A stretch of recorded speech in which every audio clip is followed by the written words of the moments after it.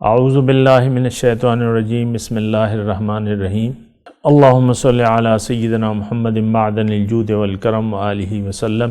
سامعین و ناظرین اکرام، السلام علیکم ورحمۃ اللہ وبرکاتہ۔ آج کا ہمارا موضوع یہ ہے کہ ہم مخلص مومن کیسے ہو سکتے ہیں۔ دیکھیں، مومن کا تو ایک منزل ہوتی ہے اور وہ منزل ہوتی ہے اللہ، اور جس کی منزل اللہ نہ ہو اس میں اخلاص پیدا ہو ہی نہیں سکتا۔ یہ بات نوٹ کر لیں۔ آج ہم دیکھیں، اگر ہم سے اگر کوئی پوچھے کہ بھئی تمہاری منزل کیا ہے، مقصد کیا ہے، تو ادھر ادھر لٹر پٹر جوابات آنے لگیں گے، لیکن نہیں آئے گا تو یہ اللہ کا نام نہیں لے گا۔ کسی سے بھی آپ پوچھ لیں، راہ چت لے کہ بھئی تمہاری منزل کیا ہے، تو کوئی جوان آدمی ہوگا تو طالب علم ہوگا، وہ کہہ رہے میں ڈاکٹر بننا چاہتا ہوں۔ جو ڈاکٹر بن گیا، پریکٹس کر رہا ہے، وہ کہہ رہے یار میں اپنی جو ہے پریکٹس کو وسیع کر کے گھر بنانا چاہتا ہوں، اور میرے پاس تو گھر بھی نہیں ہے۔ تو یہ مختلف فضولیات قسم کی باتیں کر کے یعنی ایسے جوابات ملیں گے۔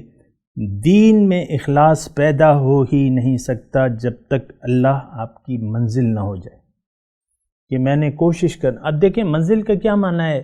دنیا میں روح کو اللہ تعالیٰ نے جسم کیوں دیا ہے، یہ بات نوٹ کر لیں اچھی طرح، کہ ہم اس قابل نہیں تھے، عالم ارواح میں اس قابل نہیں تھے کہ رب سے ملاقات کر سکیں یا رب کا دیدار کر سکیں یا رب کے قریب ہو سکے۔ تو اللہ تعالیٰ نے یہ دنیا بنائی، یہ کائنات بنائی ہمارے لیے، اور پھر ہماری روح کو جسم دیا، اور پھر اللہ تعالیٰ نے یہاں اپنا راستہ دکھایا کہ بھئی میں تمہیں راستہ بتاتا ہوں اور اس راستے پر چلو تو مجھ تک پہنچ جاؤ گے۔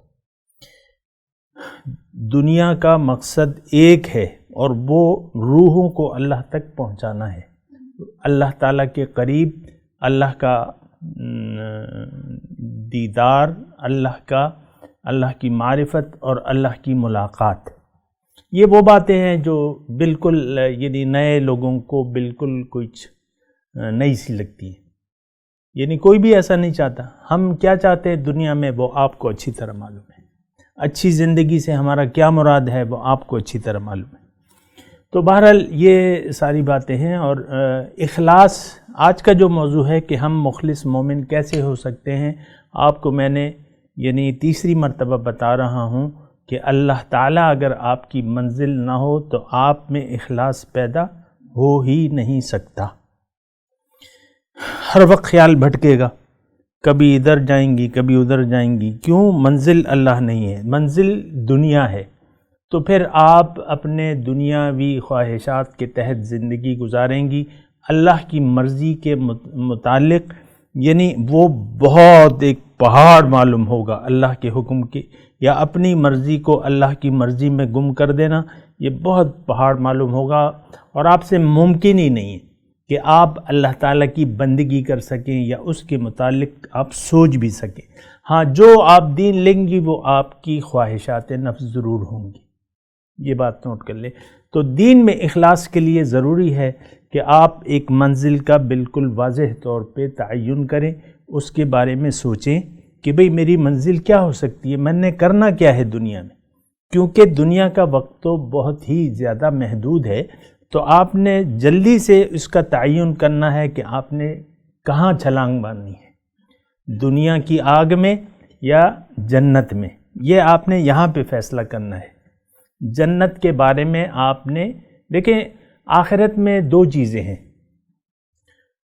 اللہ تعالیٰ نے فرمایا کہ ایک فریق جو ہے وہ فریق فی الجنت و فریق فی السعیر، ایک ٹولی جو ہے لوگوں کی وہ جنت میں ہوگی اور ایک ٹولی دوزخ میں ہوگی۔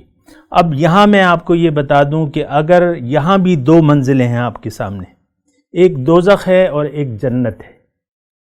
دنیا میں اگر آپ نے دنیا کو مقصود بنا لیا تو اس کا مطلب یہ ہے کہ آپ دوزخ میں جانے کے لیے چھلانگ لگا دیا آپ نے، یعنی اللہ کو بھلا کے اگر آپ نے زندگی گزارنی ہے، اس کا مطلب بالکل واضح ہے کہ آپ نے دوزخ کا انتخاب کر لیا ہے۔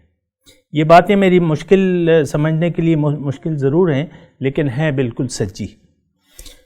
دوبارہ میں یہ جملہ کہتا ہوں، اگر آپ نے دنیا اور ما فیہا کو اپنا مقصد بنا کے زندگی گزارنے کا فیصلہ کر لیا، اس کا مطلب یہ ہے کہ آپ نے دوزخ میں جانے کی یقینی بکنگ کرا لی۔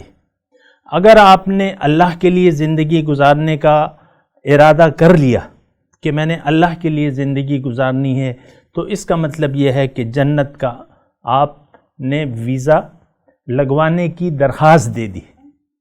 ویزا جب لگے گا جب آپ اپنے اعمال سے یہ ثابت کریں گے کہ ہاں میں اپنے قول میں سچی ہوں۔ وآخر دعوانا ان الحمدللہ رب العالمین۔ مولاي صل وسلم دائما ابدا على حبيبك خير الخلق كلهم